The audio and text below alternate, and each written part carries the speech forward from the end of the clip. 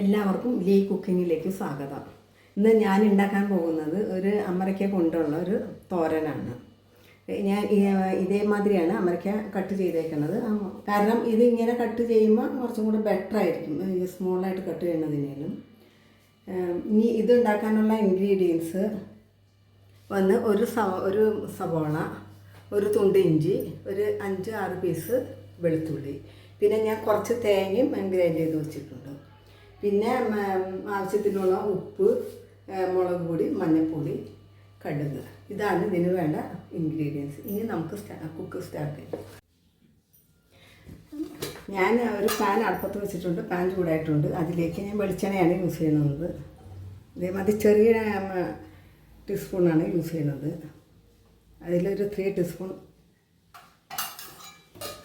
വെളിച്ചെണ്ണയാണ് യൂസ് ചെയ്യുന്നത്. ഇതൊന്ന് ചൂടായി കഴിഞ്ഞാൽ അതിലേക്ക് ഒരു കുറച്ച് കടുക്,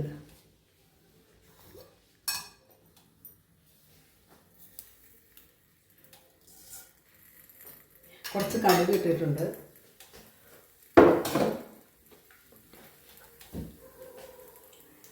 കടുക് പൊട്ടിക്കൊണ്ടിരിക്കുന്നു. കടുക് പൊട്ടി കഴിയാറായി. അതിലേക്ക് അരിഞ്ഞു വെച്ചിരിക്കുന്ന വെളുത്തുള്ളിയും ജിഞ്ചറും കൂടെ ഇതിലേക്ക് ആഡ് ചെയ്യും.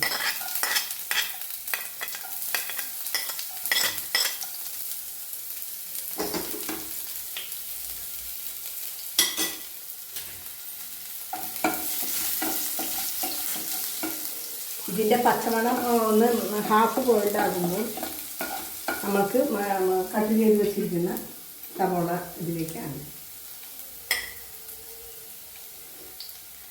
അപ്പം അതിൻ്റെ റോസ് സ്മെല്ലെല്ലാം പോയിട്ടുണ്ട്, ഹാഫ് ബോയിൽഡായിട്ടുണ്ട്.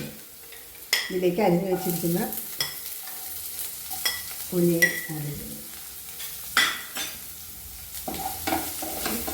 ഇത് നല്ല മാതിരി കുക്കായതിന് ശേഷം നമുക്ക് ഇതിലേക്ക് മസാല പൗഡർ എന്ന് പറഞ്ഞാൽ റെഡ് ചില്ലി, മഞ്ഞൾപ്പൊടി ആൻഡ് സോൾട്ട് ആഡ്. ഇതും ഹാഫ് കുക്കായിട്ടുണ്ട്, റോസ് സ്മെല്ലെല്ലാം പോയിട്ടുണ്ട്. അപ്പം നമുക്ക് ഇതിലേക്ക് പൗഡറുകൾ ആഡ് ചെയ്യാം. ബ്രൗൺ കളറായിക്കൊണ്ടിരിക്കുന്നത്. ഇതേമാതിരി ചെറിയ ടീസ്പൂണാണ് ഞാൻ യൂസ് ചെയ്യുന്നത്. അതിലൊരു ടീസ്പൂൺ മഞ്ഞൾപ്പൊടി,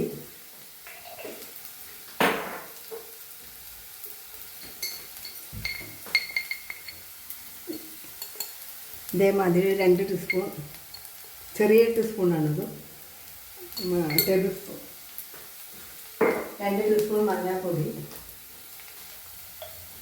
പിന്നെ കുറച്ച് ഒരു ഹാഫ് ടീസ്പൂൺ സോൾട്ട്, പിങ്ക് സോൾട്ടാണ് യൂസ് ചെയ്യുന്നത്. ഇത് നല്ല മാതിരി ഇളക്കി കൊടുക്കുക. ഇളക്കി കൊടുത്ത് ഇതിൻ്റെ റോസ്മെല്ലാം പോയി കഴിഞ്ഞാൽ ഞാൻ കുറച്ച് തേങ്ങ ഗ്രൈൻഡ് ചെയ്ത് വെച്ചിട്ടുണ്ട്, അതും കൂടെ ആഡ് ചെയ്യും.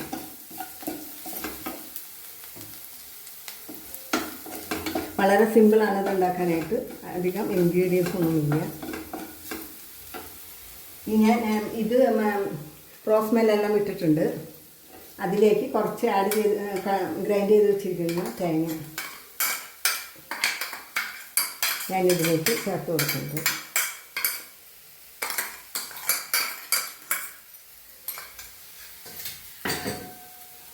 അതിട്ടിട്ട് നന്നായിട്ടൊന്ന് ഒരു മിനിറ്റ് ഇളക്കി കൊടുക്കുക. ഒന്ന് ചൂടായാൽ മതിയാവും. അതിലേക്ക് ഒന്ന് തേങ്ങയിട്ട് ചൂടായിട്ടുണ്ട്. ഞാൻ അതിലേക്ക് ഇതേമാതിരിയാണ് കട്ട് ചെയ്ത് വെച്ചിരിക്കുന്നത്, കുറച്ച് ബിഗ് സൈസ്.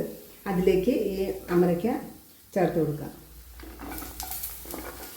ഇപ്പോൾ എരിവും ഉപ്പും കൂടുതൽ വേണ്ടവർ കൂടുതലായിട്ട് ഇതിലേക്ക് ആഡ് ചെയ്യും. ഞാൻ കുറച്ചാണ് ചേർക്കുന്നത്. നല്ല മാതിരി ഇളക്കി കൊടുക്കുക. വെള്ളം ചേർക്കേണ്ട ആവശ്യമില്ല. അത് ആവിയിൽ തന്നെ ഇരുന്ന് വെന്തോളും, കുക്കായിട്ട്.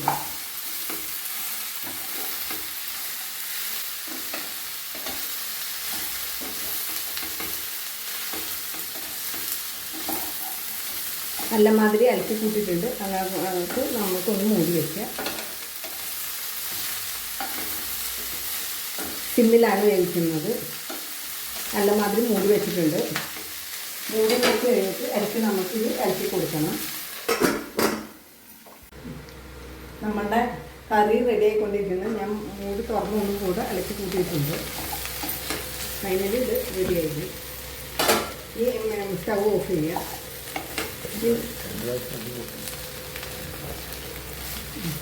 ഇനി നമ്മൾക്കിതൊരു ബൗളിലേക്ക് പകർത്താം. ഞാനിത് ഒരു ബൗളിലേക്ക് പകർത്തിയിട്ടുണ്ട്. അങ്ങനെ നമ്മുടെ അമരക്ക തോരൻ റെഡിയായി. ഇനി ഇത് വളരെ സിമ്പിൾ റെസിപ്പിയാണ്, ഒപ്പം ഹെൽത്തി തോരനും കൂടിയിട്ടാണ്. ഇത് ചോറിൻ്റെയും ചപ്പാത്തിയുടെയും കൂടെ എല്ലാം യൂസ് ചെയ്യാൻ പറ്റാവുന്ന ഒരു ഡിഷാണ്. നിങ്ങളും ട്രൈ ചെയ്ത് നോക്കുക. ഇഷ്ടമായ ലൈക്ക് ചെയ്യാനും ഷെയർ ചെയ്യാനും മറക്കരുത്. ഒപ്പം എന്നോട് ചാനൽ സബ്സ്ക്രൈബ് ചെയ്യാനും മറക്കരുത്. Thank you.